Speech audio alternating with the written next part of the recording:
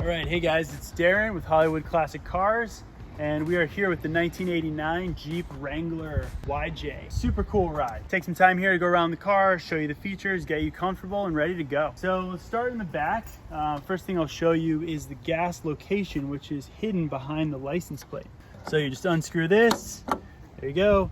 I like to use 91 octane in this. And then while we're back here, I can open this here and show you the storage space. Do note that there are some seat belts back here, so if you're gonna have backseat passengers, please do ask them to use them.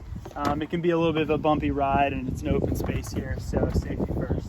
And then when you shut this, give it a nice firm slam. All right, I guess let's jump in. Nice high seating position. You know, you got a great view of the road. It is a bit of a reach to the clutch pedals here, so if you need to scoot forward, there is a bar right here which you pull and that'll allow you to scoot up. And over here you have the lever for the tilt controls of the seat. Adjusting the mirrors here, just manual, same with the outside mirror. So once you're set, we'll go ahead and show you how to start this up. So you're going to be using the silver key, it says GM on it. Put that in and turn it to the first position. Make sure the car is in neutral, and we're going to give it a couple pumps of the gas, get some fuel into the carburetor, and then go ahead and crank. Once it starts, just give it some revs, let it get warm. It could take 30 seconds before the engine starts idling smoothly.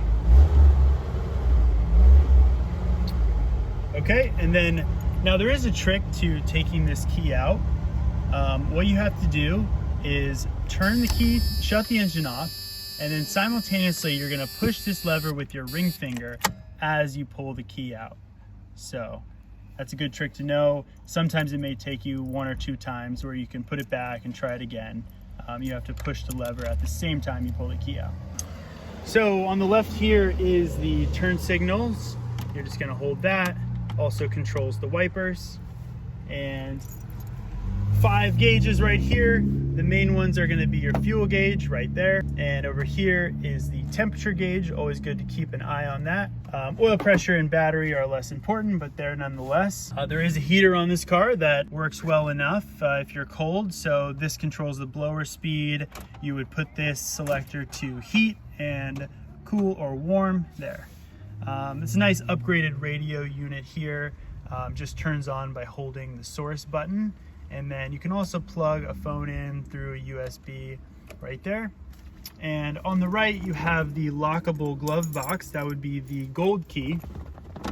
Open that, and that has the registration and insurance. Make sure this is closed firmly so none of those papers fly out.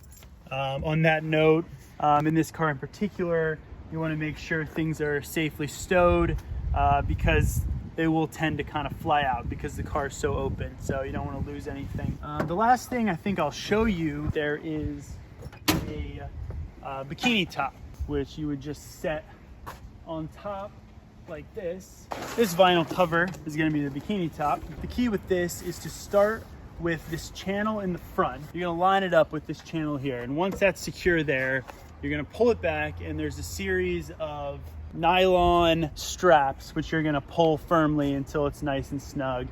You may have to adjust both sides to get it tight, but I think most people prefer to just drive it with the top open. So just going to wrap up with some safety features. Of course, you got your seat belts here and the horn, which is located right in the middle. You're just going to push on this.